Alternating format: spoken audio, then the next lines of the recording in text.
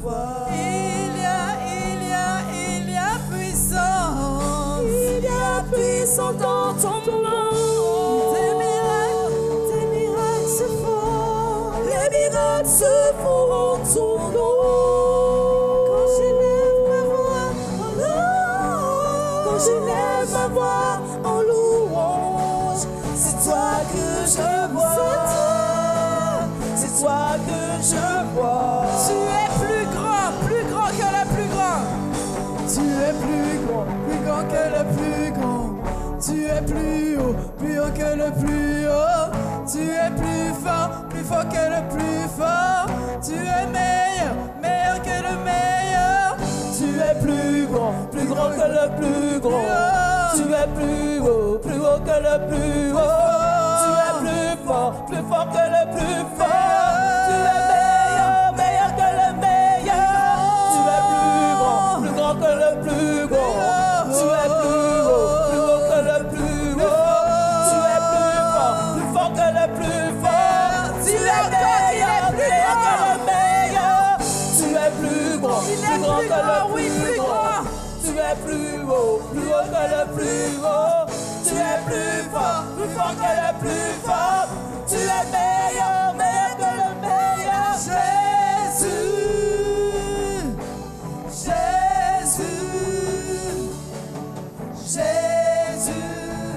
oh, oh, Jésus.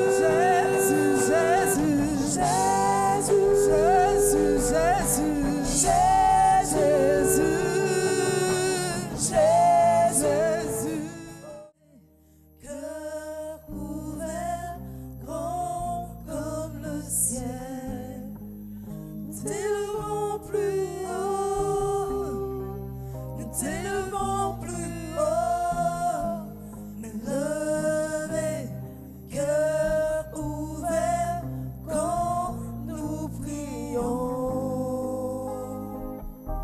Seigneur, nous t'élevons,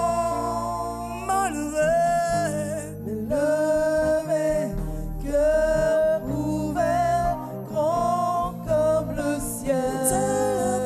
Nous t'élevons plus haut, nous t'élevons plus haut, levé, cœur ouvert, quand nous prions. Jésus, nous t'élevons. Tous les autres noms disparaissent. Que tous les autres noms disparaissent. Jusqu'à ce qu'il n'y ait que toi. Que tous les autres noms disparaissent. Que tous les autres noms disparaissent. Jésus prend ta place. Jésus prend ta place. Jésus prend ta place. Jésus prend ta place. Jésus prend ta place. Jésus prend ta place. Jésus prend ta place. Jésus prend ta place. Jésus prend ta place. Viens régner en nous. Nous avons besoin de toi. Nous avons besoin de toi. Viens régner en nous. Viens régner en nous. Jésus. Viens régner en nous. Viens régner en nous. Nous avons besoin de Nous toi. avons besoin de toi. Viens Viens régner en nous. Jésus. Car toi seul est digne. Car Toi seul est digne. Oui, toi seul est digne. Car toi seul est digne de régner en nous. Car toi seul est digne. Car toi seul est digne. Car toi seul est digne. Car toi seul est digne. Oui, toi seul est digne. Car toi seul est digne. Jésus. Car toi seul est digne. Toi seul est digne. Toi seul est digne. Toi seul est digne. Oui, toi seul est digne. Toi seul est digne de régner en nous. toi seul est digne, car toi seul est digne, car toi seul est digne, Jésus.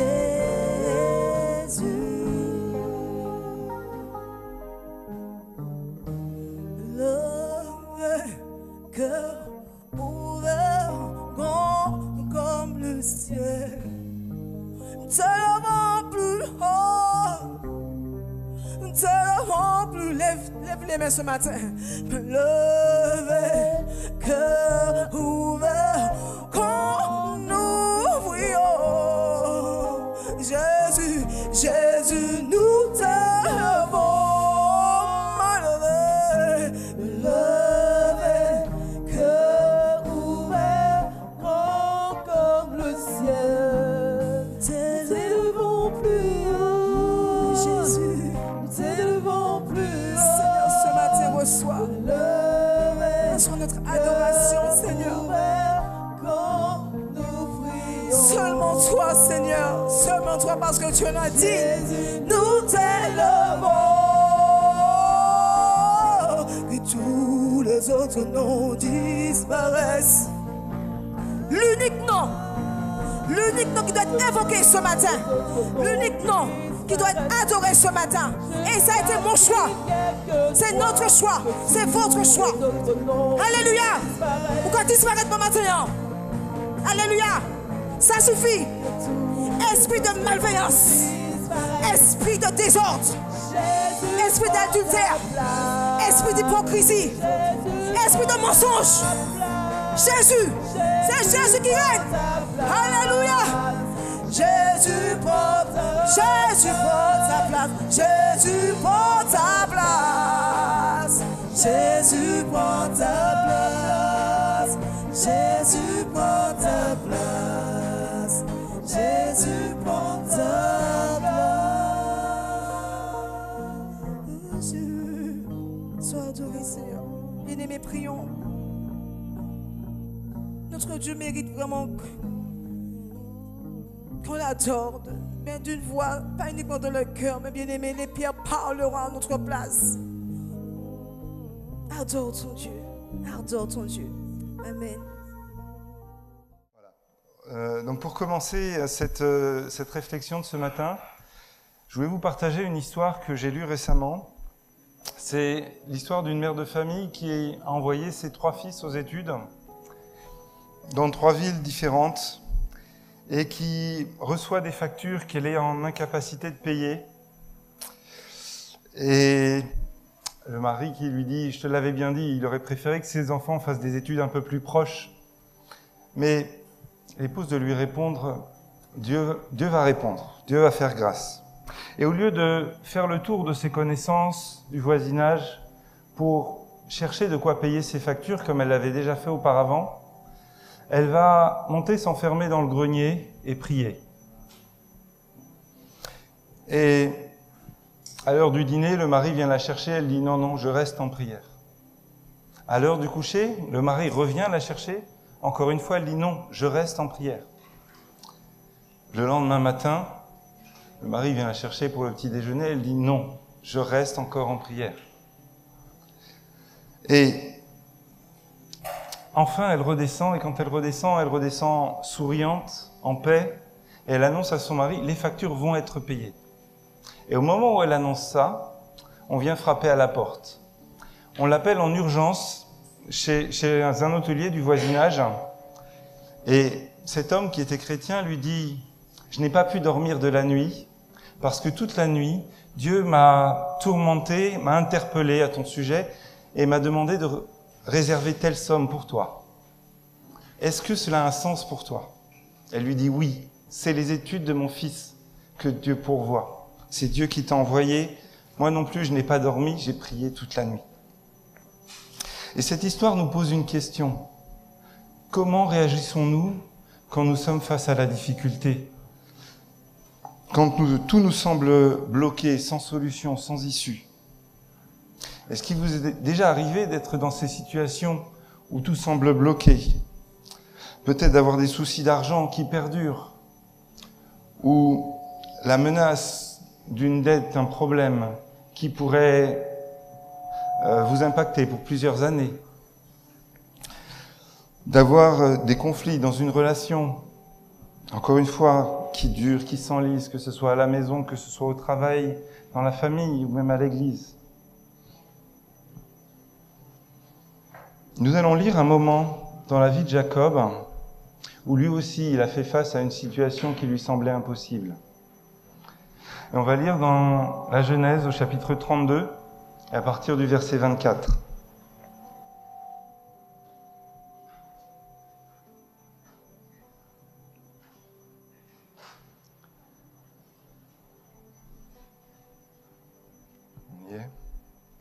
Jacob demeura seul. Alors, un homme lutta avec lui jusqu'au lever de l'aurore. Voyant qu'il ne pouvait le vaincre, cet homme le frappa à l'emboîture de la hanche, et l'emboîture de la hanche de Jacob se démit pendant qu'il luttait avec lui. Il dit « Laisse-moi aller, car l'aurore se lève. » Et Jacob répondit « Je ne te laisserai point aller, que tu ne m'aies béni. » Il lui dit « Quel est ton nom ?» Et il répondit « Jacob. » Il dit encore « Ton nom ne sera plus Jacob, mais tu seras appelé Israël, car tu as lutté avec Dieu et avec des hommes, et tu as été vainqueur. » Jacob l'interrogea en disant « Fais-moi, je te prie, connaître ton nom. » Et il répondit « Pourquoi demandes-tu mon nom ?» Et il le bénit là. Jacob appela ce lieu du nom de Péniel, car, dit-il, j'ai vu Dieu face à face, et mon âme a été sauvée. Le soleil se levait lorsqu'il passa Péniel, Jacob boitait de la hanche. Je crois que, comme Jacob, face aux difficultés, nous devons rechercher ce face-à-face avec Dieu. Et nous allons voir 3 attitudes qui nous amènent dans un face-à-face avec Dieu. Tout d'abord, nous verrons que la première attitude, c'est de prier. Nous verrons aussi qu'une deuxième attitude, quand nous sommes dans ce face-à-face avec Dieu, c'est d'accepter qu'il nous transforme, qu'il nous change. Et enfin, nous verrons qu'il est nécessaire d'avoir une attitude de persévérance dans les combats spirituels que nous menons dans la présence de Dieu. Alors, avant toute chose, je voudrais revenir sur l'histoire de Jacob, avant que nous le rencontrions dans ce lieu de Péniel. Le passage que nous avons lu, il intervient alors que Jacob revient vers son frère Ésaü. Et on se souviendra que Ésaü avait vendu son droit d'aînesse à Jacob, et que Jacob, pour obtenir ce droit d'aînesse, avait trompé son père Isaac, pour obtenir la bénédiction en se faisant passer pour Ésaü. Et suite à cela, Jacob fuit son frère, puisqu'Ésaü avait juré de le tuer, et il va se réfugier chez son oncle Laban pendant 20 ans. Et il y fondera une famille, 2 femmes, 11 enfants, et il obtiendra de nombreux troupeaux, de nombreuses richesses. On notera que au moment de sa fuite, Jacob avait déjà rencontré Dieu. Et Dieu avait déjà marqué sur Jacob qu'il était l'héritier de la promesse qui avait été faite à Abraham et Isaac. Et au début de ce chapitre 32, Jacob apprend qu'Ésaü vient vers lui avec 400 hommes. Il prend peur, il sépare ses biens et sa famille en 2 camps, et il envoie des cadeaux vers Ésaü pour essayer de l'apaiser. Et nous allons voir la première attitude qu'a eue Jacob et que nous devrions aussi avoir pour rechercher la face de Dieu, c'est de prier. Et pour cela, nous allons lire un passage qui se situe un petit peu avant notre texte de référence, dans Genèse 32, versets 9 à 12. Jacob dit : « Dieu de mon père Abraham, Dieu de mon père Isaac, Éternel qui m'a dit : retourne dans ton pays et dans ton lieu de naissance, et je te ferai du bien. Je suis trop petit pour toutes les grâces et pour toute la fidélité dont tu as usé envers ton serviteur. Car j'ai passé ce Jourdain avec mon bâton, et maintenant je forme 2 camps. Délivre-moi, je te prie, de la main de mon frère, de la main d'Ésaü, car je crains qu'il ne vienne et qu'il ne me frappe avec la mère et les enfants. Et toi, tu as dit, je te ferai du bien. Je rendrai ta postérité comme le sable de la mer, si abondant qu'on ne saurait le compter. Et je voudrais attirer votre attention sur quelques points concernant cette prière de Jacob. Tout d'abord, il prie un Dieu qu'il connaît. C'est le Dieu de son père, c'est le Dieu de ses pères, Abraham, Isaac. Et il a un accès légitime à ce Dieu puisqu'il est l'héritier de la promesse. Il est celui qui est l'héritier d'Isaac, d'Abraham. Et nous voyons que cette prière, elle s'appuie sur la parole de Dieu. Elle s'appuie sur les promesses que Dieu a déjà faites à Jacob. Et sur son ordre, l'ordre de retourner, les promesses de bénédiction. Et Jacob reconnaît que Dieu l'a déjà béni grandement. Il ne vient pas uniquement pour demander, mais il reconnaît aussi toutes les bénédictions qu'il a déjà reçues. Il ne cache pas son cœur à Dieu. Il laisse entrevoir ses craintes, sa vulnérabilité. Et il fait une demande qui est simple, mais en même temps tellement profonde, essentielle pour lui à ce moment-là. Délivre-moi. Qu'ajouter de plus ? Il reconnaît aussi ainsi que Dieu a toute souveraineté quant à la manière d'apporter une solution à son problème. Alors, quand nous aussi, nous sommes face à l'adversité, face aux obstacles, quand nous sommes bloqués, que nous recherchons la face de Dieu, il nous faut nous mettre en prière, mais pas n'importe comment. Nous nous adressons à Dieu le Père, le Créateur du ciel et de la terre. Et si nous avons un accès à un si grand Dieu,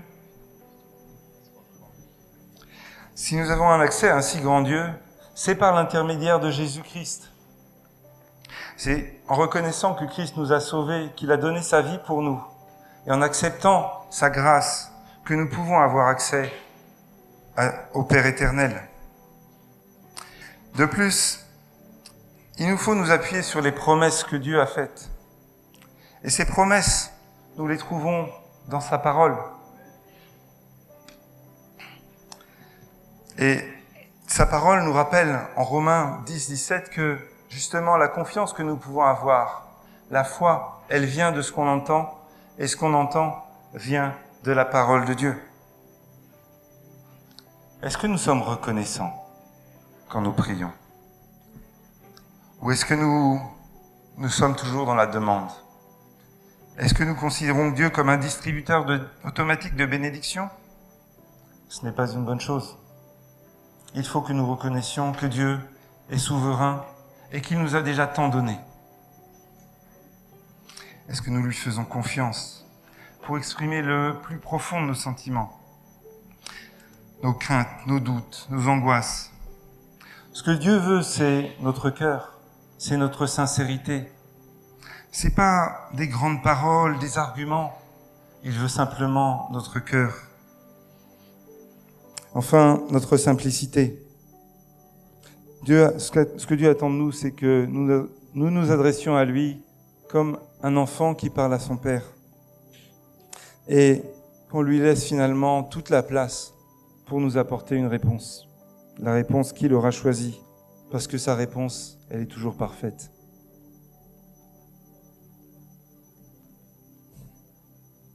Alors certains d'entre vous ont peut-être vu ce film, War Room, où on voit une femme qui prie, qui transforme son dressing en un lieu de prière. Et je nous pose cette question, quel est notre temps de prière?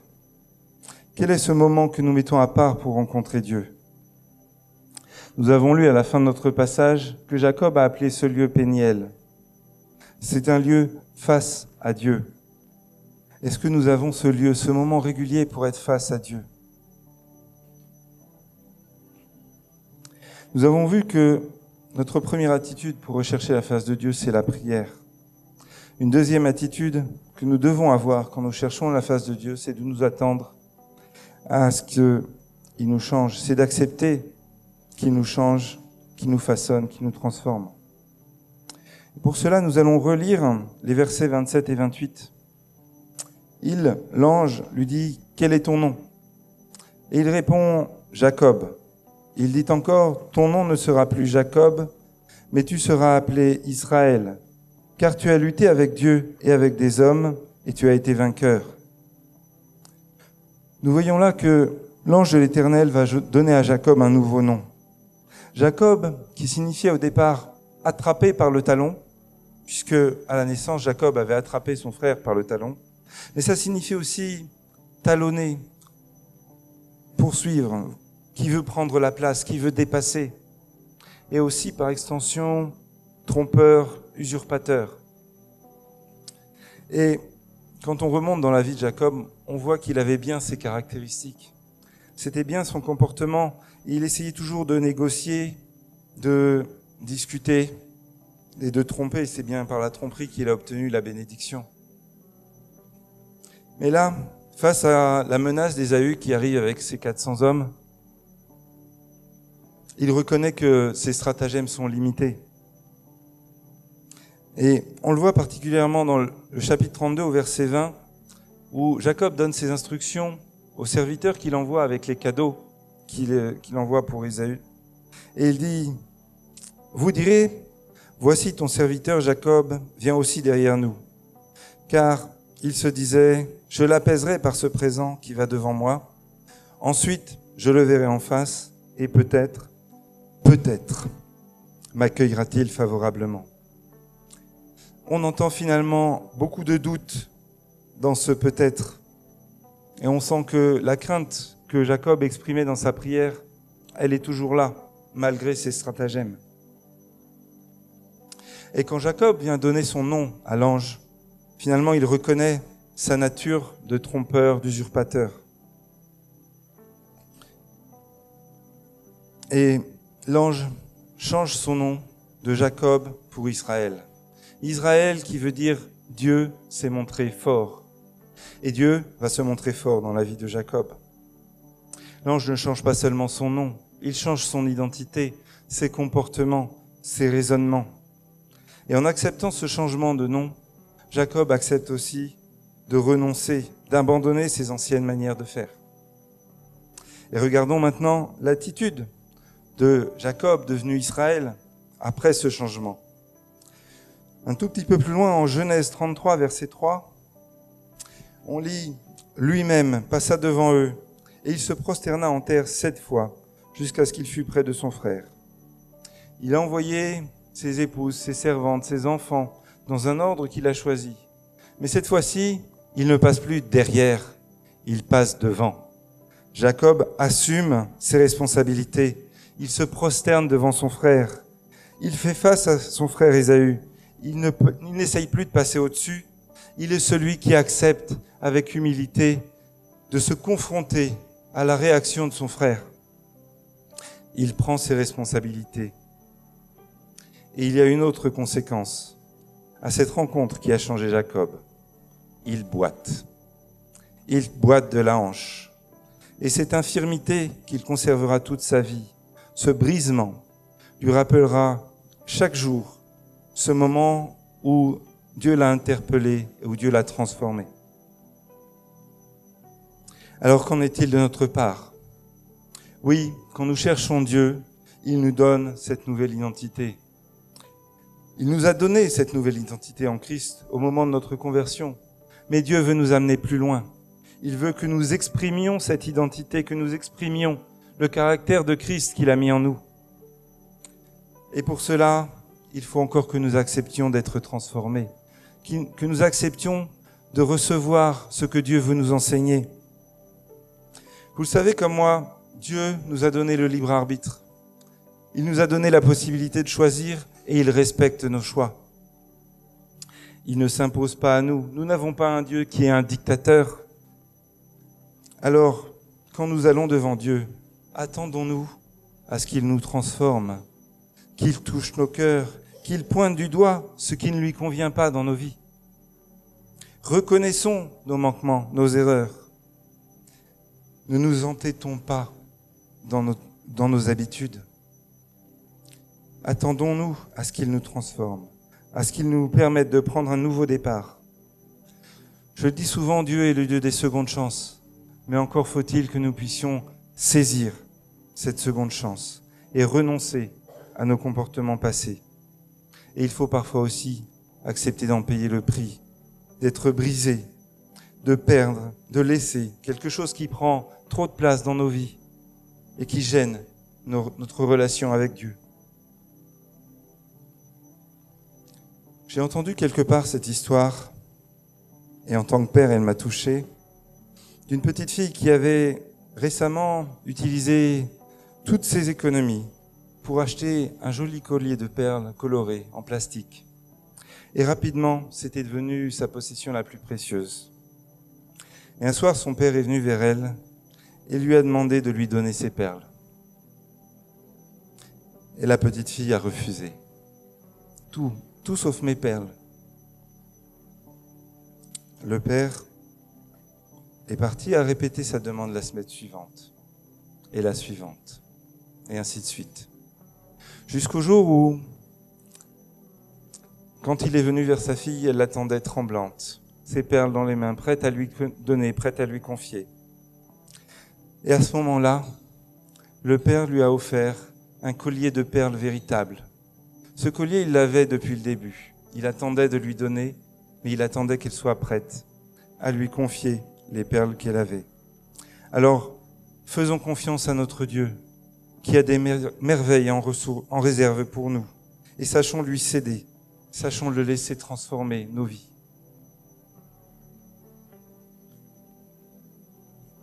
Nous savons bien que quand nous prions, quand nous laissons Dieu nous transformer, il y a des combats, il y a des luttes spirituelles. Et pour cela, dans ce face-à-face avec Dieu, nous avons besoin de sa persévérance. Nous allons relire dans notre texte les versets 24 à 26. Et on lit: Jacob demeura seul.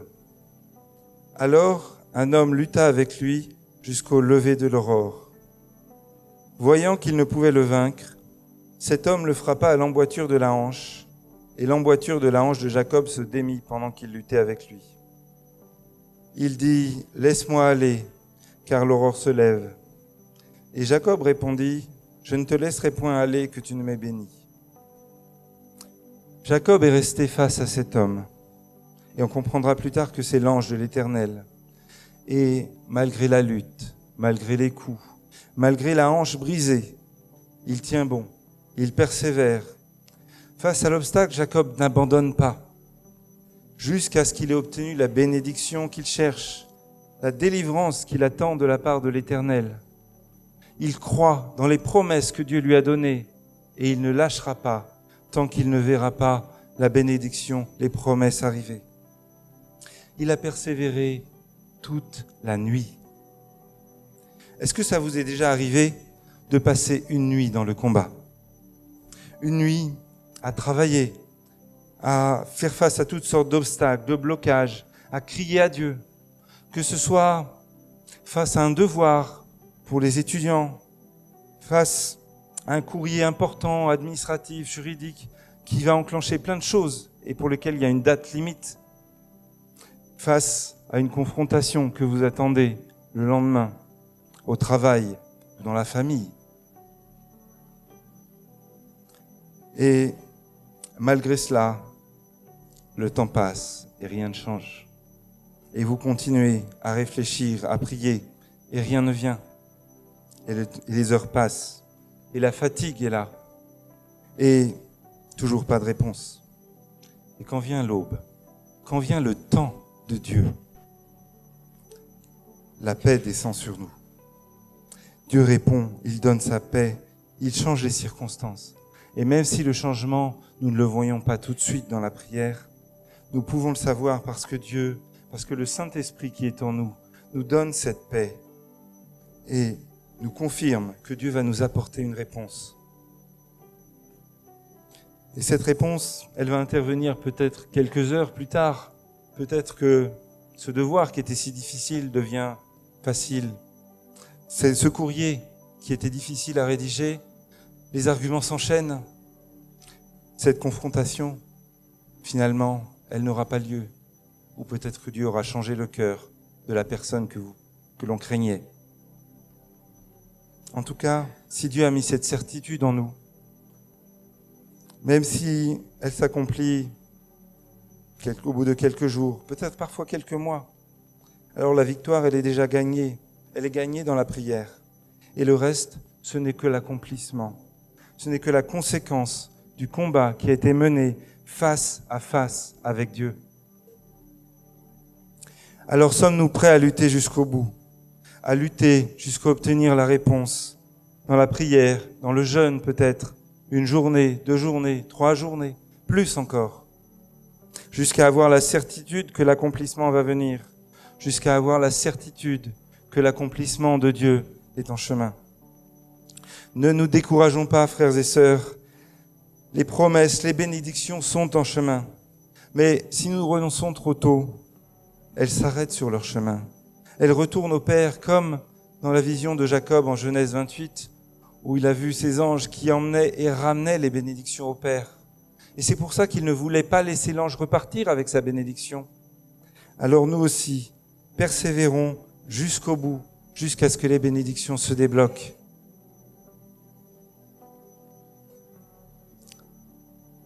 La prière, la transformation que Dieu opère en nous, la persévérance dans les combats spirituels, tout cela, ça se passe dans un seul lieu. Pour Jacob, c'était Péniel, ce qui signifie face de Dieu.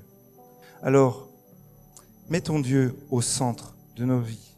Mettons-nous face à face avec lui. Et je voudrais vous laisser avec ce psaume 37. Fais de l'Éternel tes délices, et il te donnera ce que ton cœur désire. Recommande ton sort à l'Éternel, mets en lui ta confiance, et il agira. Je vous laisse avec cette dernière question. As-tu un lieu comme Péniel, un lieu de face à face avec Dieu? Amen.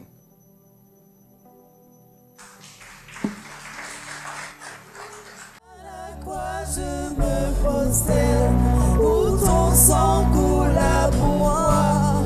Aucun amour n'est plus grand que toi, Seigneur Jésus.